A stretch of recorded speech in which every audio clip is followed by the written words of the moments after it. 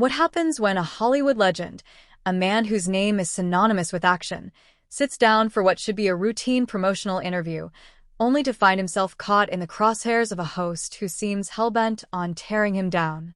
What you're about to witness is one of the most shocking moments in live television history, as beloved action star Sylvester Stallone reaches his breaking point and unleashes decades of frustration right in front of millions of viewers. The day began like any other at the View Studios in Manhattan. Sylvester Stallone, now in his 70s, but still maintaining the physique that made him a household name, had arrived early. He sat quietly in the green makeup chair, his usual professional demeanor in place as assistants buzzed around him, making final adjustments to his look for the cameras. This was supposed to be a simple, friendly interview. His publicist had assured him it would be a pleasant chat about his latest project. But as the minutes ticked by and showtime approached, there was an unmistakable energy in the air, something that felt different. Joy Behar, one of the co-hosts, had been particularly animated during the pre-show meeting. She'd made it clear to her colleagues that she wasn't going to go easy on Stallone. "I've got some real questions for Rocky today," she had said, her smirk almost impossible to ignore. "It's time someone asked the tough stuff instead of letting these guys coast on their old movies." When the cameras started rolling and the familiar The View theme music filled the studio, everything appeared normal. The co-hosts took their usual positions around the table, but there was something about Joy's demeanor that was more tense than usual. She settled into her chair, holding a thick folder filled with notes, more than she typically brought to any celebrity interview. Something about the way she looked at Stallone suggested that this wasn't going to be just another promo piece. "Welcome back to The View," Joy announced to the cameras, her television smile perfectly in place. "We're here with the one and only Sylvester Stallone, star of Rocky, Rambo, and countless other action films that have entertained audiences for decades. Sly, welcome to the show." Stallone leaned forward slightly, his hands clasped in front of him on the table. "Thanks for having me, Joy. Great to be here with all you ladies." But as soon as the conversation began, it was clear this wasn't going to be the usual fluff piece. Joy dove straight into a question that would set the tone for the entire interview. "You're still making action movies at your age. Don't you think it's time to maybe step aside and let younger actors take over these roles?" It was like a splash of cold water. Even Whoopi Goldberg, usually unflappable, shifted uncomfortably in her seat. Sarah Haynes exchanged a quick glance with the producers off camera, clearly caught off guard. This wasn't the line of questioning they'd discussed in the pre-show meeting. Stallone's expression remained composed, but those who knew him well could see the subtle tightening around his eyes. "Well, Joy," he began, his voice calm, "I think as long as audiences want to see the stories and I'm physically capable of telling them, age is just a number. I mean, Clint Eastwood was still making westerns well into his 80s. But Joy, not backing down, fired back. "But Clint Eastwood is Clint Eastwood," she said, cutting him off. And then, almost as an afterthought, she added, "And let's be honest, your recent films haven't exactly been setting the box office on fire. Isn't this more about ego than actual audience demand?" The studio audience, which had been clapping just moments before, fell into an uncomfortable silence. Stallone's jaw tensed slightly, but he maintained his composure. "I think the numbers speak for themselves," he replied evenly. "The Expendables franchise has been successful. Creed revitalized Rocky for a new generation, and people still connect with these characters. I'm not making movies for ego. I'm making them because there are stories worth telling." But Joy wasn't done. She flipped through her notes, her eyes narrowing with focus. "Speaking of Creed, wasn't that really Michael B. Jordan's movie? I mean, you were basically just there for nostalgia value, right? Playing the same character you created 40 years ago." Whoopi, sensing the escalating tension, interjected gently, trying to steer the conversation back to safer territory. "I think what we're all curious about is how Sly keeps himself in such incredible shape for these demanding roles." But Joy wasn't interested in changing the subject. She had zeroed in on Stallone, and it seemed clear to everyone in the room that this was personal for her, even if no one could quite figure out why. "No, I want to hear his thoughts on this," she insisted, her voice now taking on a sharper edge. It seems to me like Hollywood has this problem with aging male stars who can't accept that their time has passed. They keep coming back to the same well over and over again instead of making room for fresh talent. Stallone's hands, still clasped on the table, tightened slightly. But his voice, though controlled, carried a new tone, one that the audience hadn't heard before. Joy, I'm not sure where you're getting it here, but I've spent 5 decades building characters that mean something to people, he said, his words steady but forceful. Rocky Balboa isn't just a movie character to a lot of folks. He's a symbol of perseverance, of fighting against the odds. If that resonates with audiences, then I don't see why I should apologize for continuing to tell those stories. But Joy wasn't backing down. But isn't it really about the money? She pressed, her voice sharper. I mean, these franchises are cash cows, and you're just milking them for every dollar you can get, regardless of whether the stories are actually worth telling anymore. The other co-hosts exchanged worried glances. The tone had shifted entirely, and what was supposed to be a friendly interview had now turned into an aggressive, uncomfortable interrogation. Stallone took a deep breath, his years of media training kicking in as he tried to navigate what was becoming a far more difficult conversation than he had expected. Look, Joy, he said, I understand that everyone's entitled to their opinion about movies and careers, but I think you might be underestimating what these characters mean to people and why they continue to connect with audiences across generations. The tension in the studio hadn't lifted. In fact, it was only building, like the slow tightening of a rope about to snap. Sylvester Stallone leaned back in his chair, that familiar crooked smile plastered on his face, but if you looked closely, you could see it wasn't the smile of a man at ease. It was the smile of someone masking his irritation, carefully balancing charm with restraint.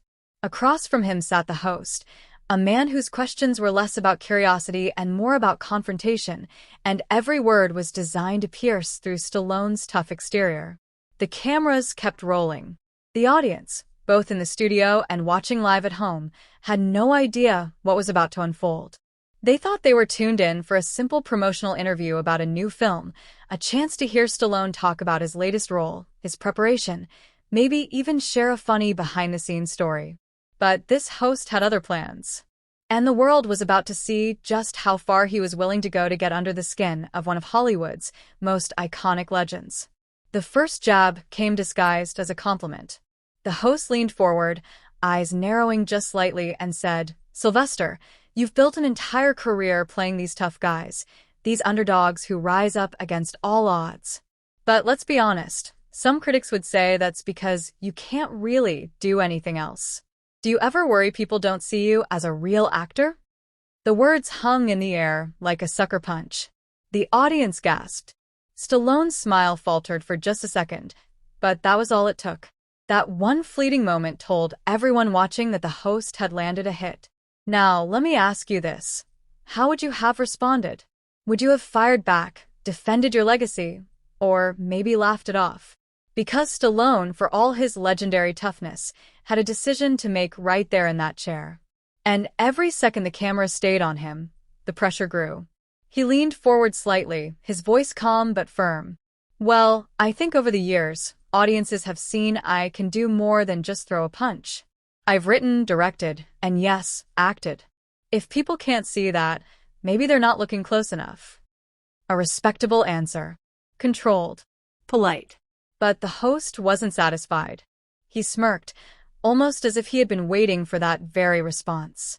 Then came the second jab, this one sharper, colder. But come on, Sylvester. Let's not pretend. You've had your fair share of box office flops. For every Rocky or Rambo, there's been a long list of forgettable films. Some would say you've coasted on your image, rather than real talent. How do you respond to that? The audience gasped again, a low murmur filling the studio. This wasn't entertainment anymore, it was an ambush. And everyone watching could feel it. Stallone's eyes narrowed. You could see the shift happening. That calm exterior, that polite patience, it was beginning to crack. He rubbed his hands together, a nervous tic he often displayed when holding back emotion. The host leaned back, smug, as if savoring the discomfort he was causing. And here's where it gets interesting, because Stallone didn't explode. Not yet. Instead, he did something unexpected. He laughed. Not a big, hearty laugh, but a low chuckle, the kind that says, "I see what you're doing, and I'm not going to let you win." "You know," Stallone said, "every actor has films that don't work out. That's the business. But I'd rather fail trying to make something meaningful than sit back and do nothing. I keep moving forward. That's who I am." It was a strong comeback, but the host wasn't letting go. He shifted gears, his tone growing colder. "Meaningful, huh? Some people would say your films glorify violence, that they've done more harm than good. Do you ever stop and think about the kind of influence you've had, not just on fans, but on society?" And there it was. The low blow. The kind of question that cuts deeper than career criticism. The host wasn't just questioning Stallone's talent. He was questioning his character. The studio went silent. You could hear the creak of Stallone's chair as he shifted, the faint buzz of the lights overhead, the sound of 1,000 breaths being held at once. This was no longer about movies. This was personal. Stallone's jaw tightened. His fists, resting on his lap, curled just slightly. And in that moment, you could see the battle raging inside him. Part of him wanted to unload, to tell this host exactly what he thought of him, to defend his life's work with all the fire of the underdogs he'd played on screen. But another part of him knew the cameras were rolling, that every word, every expression was being broadcast to millions. So what did he do? He leaned forward, locked eyes with the host, and said, "I tell stories about struggle, about survival, about rising above. If someone only sees violence, maybe that says more about them than it does about me." The crowd erupted into applause. It was a powerful statement, the kind that reminded everyone why Stallone wasn't just a star but a legend. But the host wasn't finished. Oh no. He still had one more card to play, and it was the one that would take this interview from tense to explosive. Because just when it seemed Stallone had regained control, the host leaned in with a smirk and said, "That's a nice speech, Sylvester. But let's be real. Do you ever feel like you're just a relic of the past? A man trying to hold on to a spotlight that's already moved on." And that was the breaking point.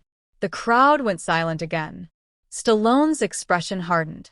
His smile was gone, replaced by something else, something raw, something dangerous. He sat there, staring down the host, and for the first time in the interview, he didn't answer right away. The pause was deafening, the tension unbearable. And that's where we'll pick up next, because what Stallone does next shocks not just the studio, but the entire world watching live. The silence was thick, almost suffocating. The host's words, a relic of the past, still hung in the air like a poisonous cloud. And for the first time that morning, Sylvester Stallone didn't move, didn't smile, didn't blink.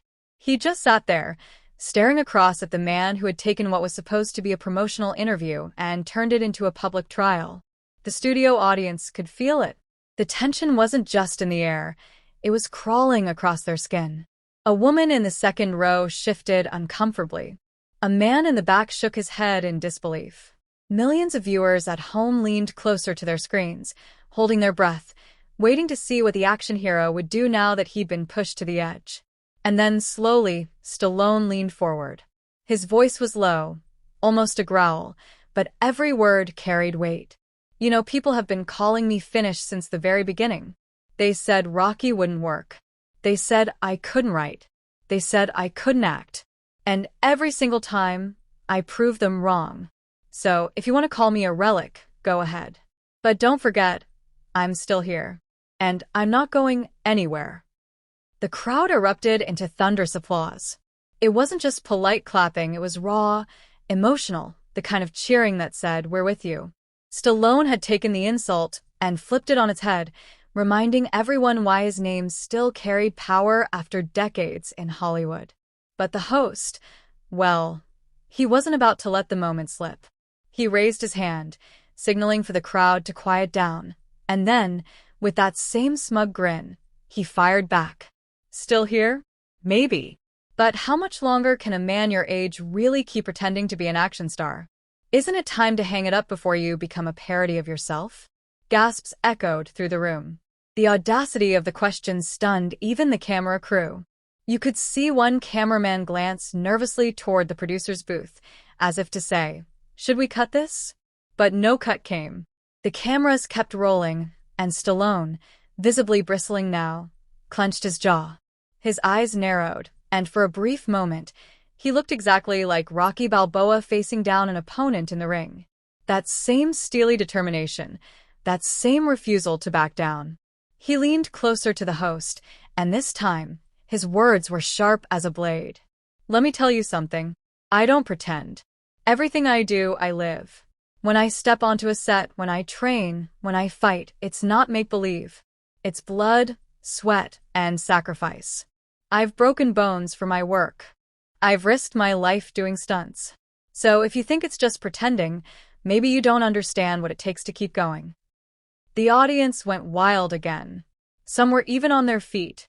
Stallone wasn't just defending himself, he was fighting back, punch for punch, just like the characters that made him famous. But the host, relentless as ever, leaned in even closer. His voice dropped, cold and cutting.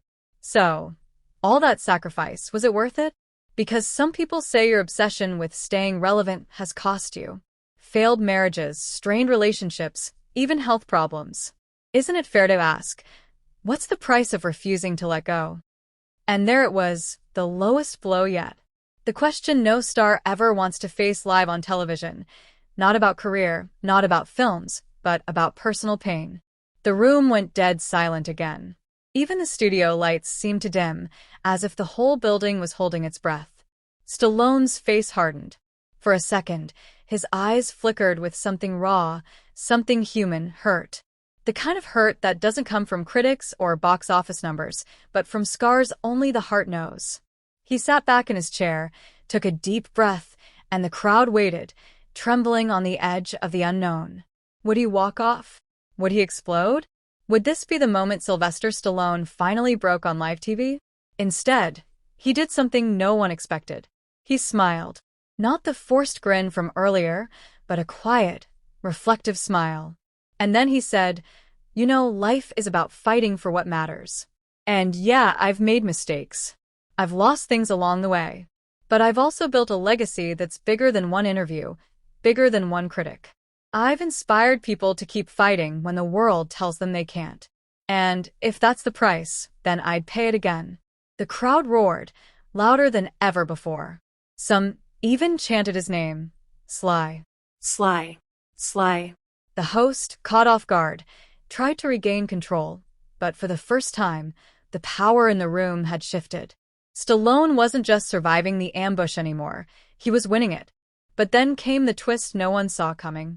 Because instead of backing down, the host went for one final strike, one question so bold, so ruthless, it would change the course of the entire interview. He leaned in, his voice icy, and asked, "If you're so proud of your legacy, Sylvester, then why is it that even your own fans sometimes say your best days are behind you? That no matter how hard you fight, you'll never outdo what you did 40 years ago?" The room fell into a hush so deep, it was almost eerie. Every eye was on Stallone. Every microphone tilted forward. Every second stretched like an eternity. This wasn't just an interview anymore, it was a duel. And as the seconds ticked by, Stallone's expression changed. His eyes narrowed, his lips pressed into a thin line, and he leaned so far forward, it looked like he might climb right out of his chair. The host swallowed, suddenly less confident, as the legend across from him prepared to deliver his knockout blow. Because what Stallone said next wouldn't just answer the question, it would leave the entire world talking. And that is where the story takes its most shocking turn. The air inside the studio felt electrified. The host's final question, whether Stallone's best days were already behind him, cut deeper than any insult so far. It wasn't just about his career anymore. It was about his very existence as an artist, a fighter, a man who had dedicated his entire life to proving people wrong. And for a long, tense moment, Stallone didn't speak. He just sat there, staring at the host, his chest rising and falling slowly. You could see his mind working, weighing whether to walk away, whether to lash out, or whether to seize this moment and turn it into something unforgettable. Finally, he leaned forward, elbows on the desk, his eyes locked on the host with the intensity of a fighter before the final round. His voice was low, deliberate, and every syllable carried decades of struggle, triumph, and survival. You want to know if my best days are behind me? Maybe they are. Maybe they aren't. But let me tell you something. You don't measure a man's worth by how many hits he's taken in the past. You measure it by how many times he's willing to get back up and keep swinging. And I'm still swinging. The audience erupted in thunderous applause. It was the kind of moment that sends chills down your spine, the kind of declaration that doesn't just silence a critic, it inspires everyone listening. People at home were leaning forward in their chairs, cheering as if they were watching Rocky Balboa himself step into the ring again. But Stallone wasn't finished. He raised his hand, quieting the crowd, and continued. I've been told no more times than I can count. Told I was too broke, too ugly, too uneducated, too washed up. But every time I proved them wrong. I wrote Rocky when no one believed in me. I kept making movies when the studios gave up on me. And I'll keep going until the day I can't move anymore. Because this, he tapped his chest, this isn't about being relevant. This is about refusing to quit. And that, my friend, never gets old. The standing ovation was deafening. People clapped, shouted, even whistled. It wasn't just support, it was admiration. Stallone had taken the ugliest, most personal question and transformed it into a rallying cry. But the host, red-faced and visibly shaken by the turn of events, wasn't ready to surrender. His plan to dismantle Stallone live on air had backfired, and in desperation, he snapped back, raising his voice. So what? You just keep making the same movies over and over, hoping people will still care? Isn't that just clinging to the past? The crowd booed. Yes, booed. For the first time, the audience wasn't just passively watching, they were actively rejecting the host's attacks. The man who thought he could control the narrative was losing his grip, and he knew it. Stallone, on the other hand, leaned back in his chair and smiled. Not a forced smile, not a mask, but a genuine grin of victory. And then he delivered the line that sealed the interview's place in television history. You know the thing about the past? It built the man sitting in front of you today. And if you can't respect that, maybe you're the one stuck in it. The roar of the audience drowned out everything. The cameras shook as people stomped their feet. Viewers at home flooded social media within seconds, clips going viral before the interview even ended. Stallone had not only defended himself, he had turned an ambush into a legendary triumph. The host tried to recover, fumbling with his notes, but the damage was done. No one was listening to him anymore. The energy in the room belonged entirely to Stallone. And here's the kicker, Stallone didn't gloat. He didn't rub it in. Instead, he looked directly into the camera, past the host, past the studio, addressing the millions watching at home. To anyone out there who's ever been told you're too old, too weak, too broken, or too late, you're not. Don't let anyone write your ending for you. Keep fighting. Because the fight isn't over until you say it is. That was it. The knockout punch. Not for the host, but for every person watching who needed to hear those words. Stallone wasn't just defending his own legacy. He was passing the torch of resilience to everyone who had ever felt underestimated. The credits rolled early. The network cut to commercial faster than usual, desperate to regain control. But it didn't matter. The moment had already escaped their grasp. Within hours, clips of the interview were trending worldwide. Headlines exploded. Stallone shuts down host in explosive live interview. The day Sylvester Stallone fought back and won. From ambush to inspiration, Stallone's viral TV moment.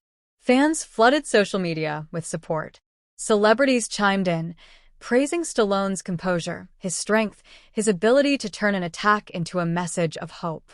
Even critics who had once dismissed him had to admit, it was one of the most unforgettable live television moments in recent memory. And the host? Well, let's just say his reputation didn't recover quite as quickly. Instead of being remembered as the man who tore Stallone down, he became the man who tried and failed spectacularly. As for Stallone, He walked out of that studio with his head held high, the echoes of applause still ringing in his ears. He didn't just survive the ambush, he owned it. And in doing so, he reminded the world why, after all these years, Sylvester Stallone wasn't just a movie star. He was a fighter, a survivor, a legend. And so, what began as an ordinary interview ended as something else entirely, a story that people would tell for years, a moment that proved sometimes the greatest battles aren't fought in the ring, but in the words we choose and the strength we show when the odds are stacked against us. Because in the end, Stallone's message was clear. No matter how many times life knocks you down, as long as you keep getting back up, your best days will always be ahead of you.